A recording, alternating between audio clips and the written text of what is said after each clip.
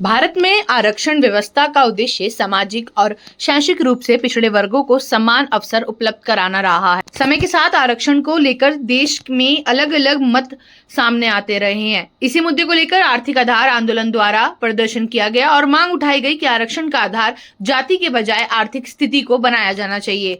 आंदोलन से जुड़े लोगों का तर्क यह था कि आज समाज में आर्थिक असमानता एक बड़ी चुनौती है। कई परिवार आर्थिक रूप से कमजोर हैं, शिक्षा, रोजगार तथा अन्य अवसरों के लिए संघर्ष कर रहे हैं। उनका मानना है कि सरकारी सुविधाएं और आरक्षण का लाभ उन लोगों तक पहुंचना चाहिए जो वास्तव में आर्थिक रूप से जरूरतमंद है। आर्थिक आधार पर आरक्षण के समर्थनों का कहना है कि यदि किसी परिवार की आर्थिक स्थिति कमजोर है तो उसकी सहायता उसकी आर्थिक जरूरत के आधार पर होनी चाहिए। इससे गरीब परिवारों के बच्चों को बेहतर शिक्षा, रोजगार और आगे बढ़ने के अवसर मिल सकते हैं। हालांकि आरक्षण व्यवस्था का एक महत्वपूर्ण उद्देश्य ऐतिहासिक सामाजिक भेदभाव और असमानता को दूर करना भी रहा है। इसलिए इस विषय पर किसी भी बदलाव से पहले सामाजिक, आर्थिक और शैक्षणिक परिस्थितियों का व्यापक अध्ययन आवश्यक है।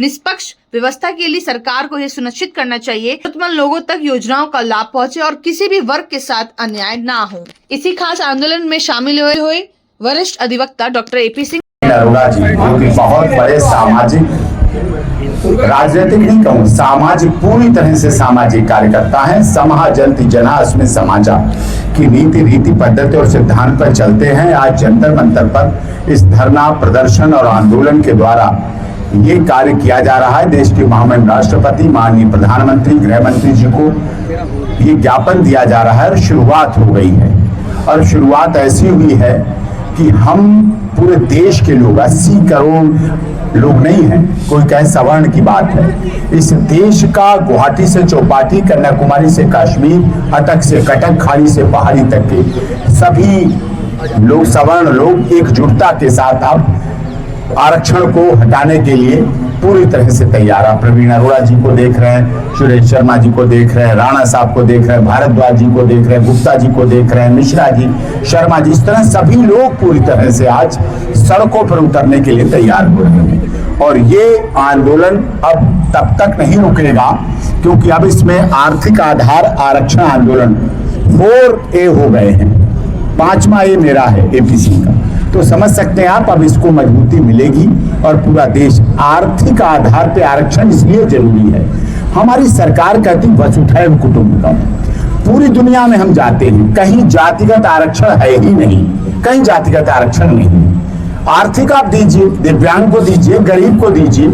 आज भी जो हमारे समाज का मोची है वो पीढ़ी दर पीढ़ी चौराहे पे बैठ के जूते गांठ रहा है और मलाई चाटने वाला दावे के साथ कहता है मेरा बाबा आईएएस, मेरे पिता आईएएस, मैं आईएएस, मेरा बेटा आईएएस।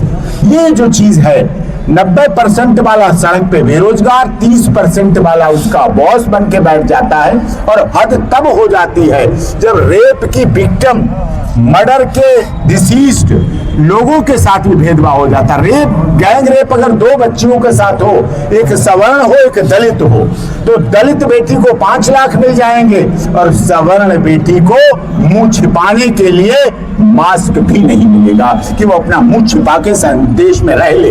तो ये भेदभाव पूरी तरह से है और इसकी वजह से ब्रेन ड्रेन हो रहा है, मनी ड्रेन हो रहा है। लोग विदेशों में जाना शुरू कर चुके हैं, वहीं पढ़ते हैं, वहीं लिखते हैं, वहीं बढ़ते हैं, फिर वहीं शादी करते हैं। बुजुर्ग लोग अपने यहाँ रह जाते हैं, या वृद्धाश्रम या अनाथाश्रम, या फिर 3-4 दिन बाद कमरे में बंद मिलते हैं, मरे हुए लाश मिलती है, बंद देती है। इसीलिए सरकार को ये कार्य अब करना पड़ेगा। जहां तक अंबेडकर जी की बात कहें, उनको पढ़ाने वाले भी राजपूत समाज के गुजरात के महाराजा थे।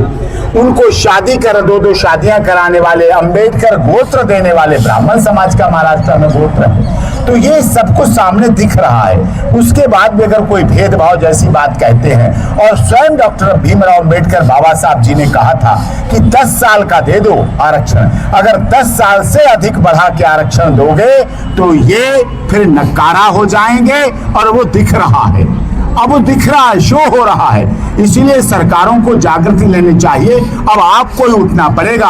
आप सोचो, आपके सांसद बोलेंगे नो, उन्हें पार्टी का टिकट चाहिए अगली बार। आपके विधायक बोलेंगे नहीं, आप उनके घर जाके धरना दे दोगे आप उनके कोठी पे जाके बैठ जाओगे कि सदन चलेगा, या तो हमें जंतर मंतर से बुला लेना, या प्रवीण अरोड़ा जी को बुला लेना, या राणा साहब को बुला लेना, या फिर आप संसद में हमारी बात उठाना।